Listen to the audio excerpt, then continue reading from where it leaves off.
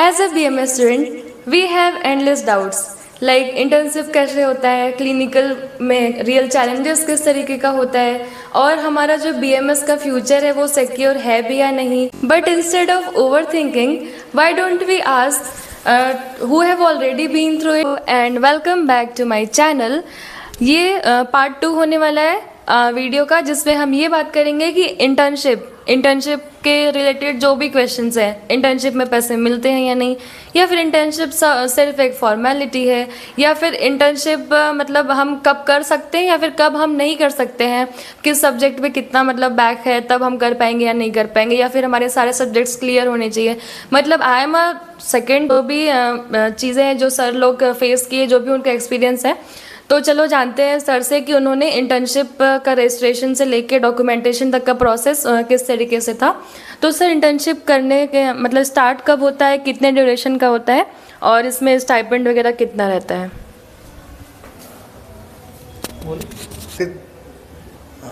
सबसे पहले तो जब हमारे सामने मतलब रूल्स और रेगुलेशन बदलते रहते हैं, और अभी भी जब से लखनऊ रजिस्ट्रेशन हुआ है तो बहुत सारे रूल्स में चेंजेस आए हैं.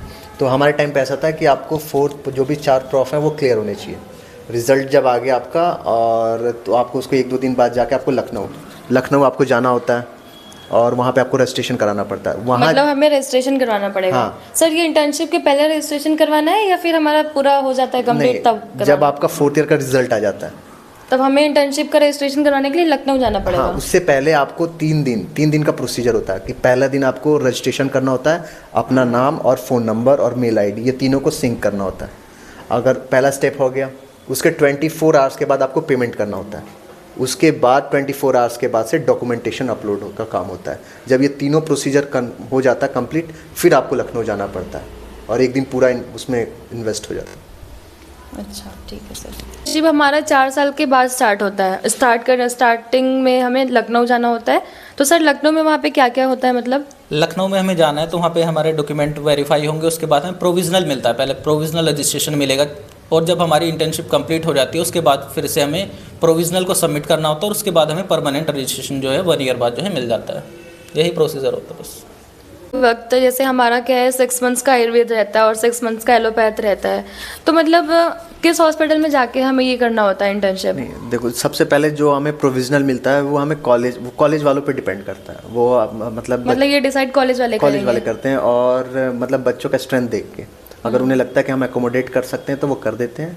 बाद बाकी वो इधर उधर ट्रांसफ़र कर देते हैं. मतलब कहने का ये है कि सारे 8 डिपार्टमेंट में वो देते हैं. 8 डिपार्टमेंट है ना, तो 4 का कॉम्बिनेशन हो गया तो 32, और 6 फिर अगर ज़्यादा स्ट्रेंथ है तो 6 महीने के लिए बाहर से दे देते हैं. जो बाहर ज़्यादातर CHC ये होता है, या फिर कोई भी हॉस्पिटल प्राइवेट जो NABH एक्रीडिटेड हो, उसमें आप अपना इंटर्नशिप कंप्लीट कर सकते हो. वहाँ भी रोटेशनल होता है, एमरजेंसी, माइनॉरिटी, ICU, MICU, उसमें OPD में भी, MD में भी, ये सब वो भी रोटेशनल. मतलब अलग अलग डिपार्टमेंट में रोटेशन वाइज दिया जाता है कि इतने बच्चे यहाँ जाएंगे और इस डिपार्टमेंट में काम करेंगे, इस टाइप का. इसीलिए वो 6 महीने कॉलेज में कराते हैं और 6 महीने बाहर का. टोटल 1 ईयर का इंटर्नशिप होता है. ठीक है. अब नेक्स्ट क्वेश्चन. MS वाले होते हैं तो हमें 6 मंथ्स का आयुर्वेद और 6 मंथ्स का एलोपैथ करते हैं. तो सर मतलब किस हॉस्पिटल में जाते हैं, कहाँ पे, मतलब ये कैसे होता है ये चीज़? हाँ, बेसिकली सबके डाउट यही होते हैं. पर जैसे हमारा रजिस्ट्रेशन प्रोविजनल नंबर मिलता है, हमें रजिस्ट्रेशन नंबर, हमें कॉलेज में आकर डॉक्यूमेंट सबमिट करने होते हैं. कॉलेज वाले वो क्या करते हैं, 8 डिपार्टमेंट में कुछ बच्चों को इंटर्न स्टार्ट करते हैं, और उस 8 डिपार्टमेंट में रोटेशनल इंटर्नशिप स्टार्ट करते हैं. मतलब 1 by 1 चांस दिया जाता है 1 by 1 नहीं, उसमें टाइम पीरियड होता है. आपको जैसे MD में 30 डेज करना है, 30 दिन MD में काय चिकित्सा डिपार्टमेंट में, और 30 दिन सर्जरी में, और मतलब लाइकवाइज सब चीज का मतलब सारा मैनेज करके 8 में आपकी रोटेशनल ड्यूटी कंप्लीट होगी विद इन जितने डेज गवर्नमेंट ने अलॉट कर रखे हैं उतना. उसके बाद आपको करने होते हैं, वो कंप्लीट करने के बाद एलोपैथ में. सर मतलब अगर हम 6 महीने में इंटर्नशिप कंप्लीट नहीं कर पा रहे हैं बाई सम रीजंस, तो उसमें कुछ ऑप्शन है? कोई ऑप्शन है, आप उसको लंबे आप 6 महीने की इंटर्नशिप 1 साल तक करो, कोई तो सर इसमें लॉस है या फिर अपना ही लॉस है और कुछ नहीं. मतलब हमारा टाइम वेस्ट हो रहा है? टाइम वेस्ट कर रहे हैं. और सर एलोपैथ की बात करें तो सर एलोपैथ का किस तरीके से होता है, मतलब जैसे हमारा जो हॉस्पिटल है वो तो आयुर्वेद वाला है, तो हमें एलोपैथ के लिए कहाँ पे भेजा जाएगा हॉस्पिटल में? एलोपैथ का ये डिपेंड करता है हम पे कि हम CHC से करना चाह रहे हैं, PHC से भी कर सकते हैं और डिस्ट्रिक्ट हॉस्पिटल से भी कर सकते हैं। मेरा मानना तो है आप डिस्ट्रिक्ट हॉस्पिटल से ज़्यादा करिए, क्योंकि वहाँ पे एक्सपोजर बहुत ज़्यादा होता है। वहाँ पे मतलब पेशेंट का फ्लो भी ज़्यादा रहता है, तो हमें एक्सपोजर सही से मिल पाता है। बिल्कुल। फ्रेंड्स, स्टाइपेंड तो मिलता ही होगा, यही सोच के लेते होंगे कि भाई मेडिकल है, कुछ टाइम बाद तो हम कमाने लग जाएंगे और स्टाइपेंड मिलेगा, इंटर्नशिप में ही हमें पैसे वैसे मिलने लगेंगे। नहीं। तो सर मतलब स्टाइपेंड मिलता है, इसका कुछ है हाँ, सिस्टम? स्टाइपेंड मिलता है, गवर्नमेंट वाले बच्चों को मिलता है, मेरे ख्याल से 12-13 हज़ार रुपये मिलते हैं। गाइस सॉरी, प्राइवेट से नहीं प्राइवेट मिलता है वाले को हमें। कुछ नहीं मिलता, उल्टा आपको CSC में आप जाओगे तो उल्टा आपको नासिर याद है वो स्टोरी? हाँ। आप अपना स्किल बढ़िया करो, चाहे जहाँ भी करो। मतलब स्टाइपेंड का नहीं है। क्या करना है, स्टाइपेंड पे ध्यान नहीं देना, आपको जो है कि स्किल्स पे काम करना है, क्योंकि आगे जाके स्किल्स बहुत ज़्यादा काम आएगी वो, क्योंकि आपके पास 1 साल है तो उसमें आपको बहुत ज़्यादा एक्सपोजर मिलेगा। आपको जो है इसी चीज़ पे ज़्यादा ध्यान देना है, क्योंकि सर डॉक्टर्स का तो क्या है कि वो स्किल्स पे ही होता है। मतलब कुछ लोग हैं सर, मैं जानती हूँ जिनके पास डिग्री भी नहीं है और उनका प्रैक्टिस इतना अच्छा चल रहा है, और मतलब वो लोग डिग्री के लिए अब यहाँ पे आके वो कर रहे हैं, जस्ट BMS प्राइवेट कर रहे हैं।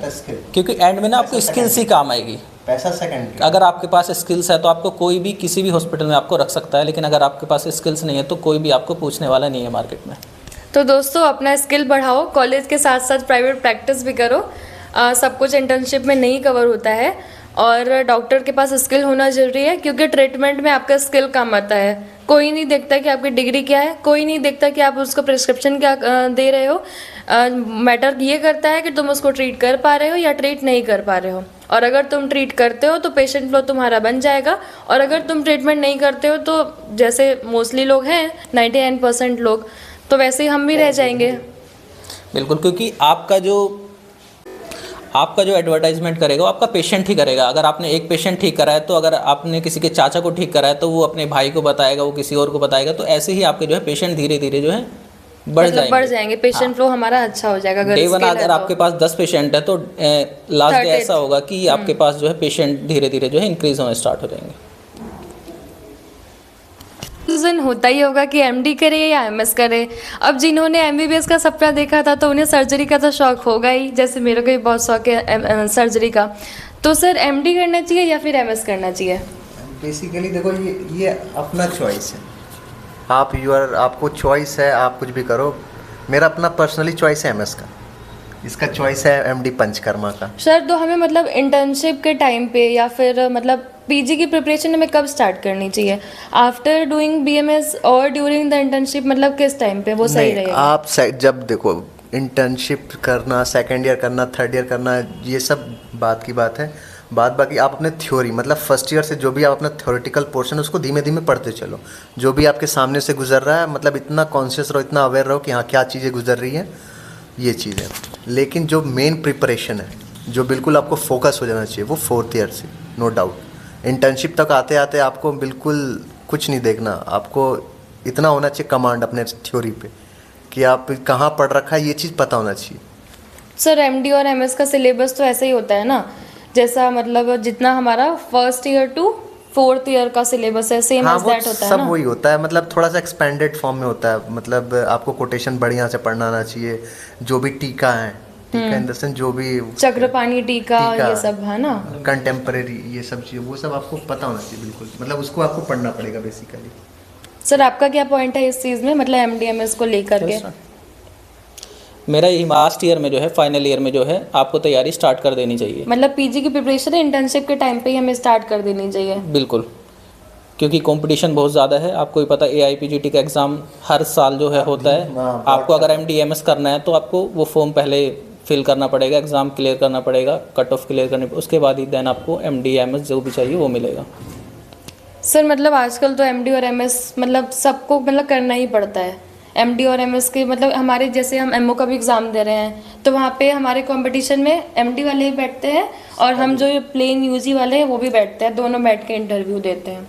और जब इंटरव्यू में चॉइस मिलता है उनको, इंटरव्यू में जो आपकी हाइट वहाँ पे लिखा होता है, जब भी आप इंटरव्यू में या फिर कभी भी रिसर्च फेलोशिप में आप देखोगे तो उसमें ये लिखा होता है कि chances will be given to your higher education, मतलब अगर आपसे कोई ऊपर है और इंटरव्यू में वो उसको प्रेफरेंस मिलेगा।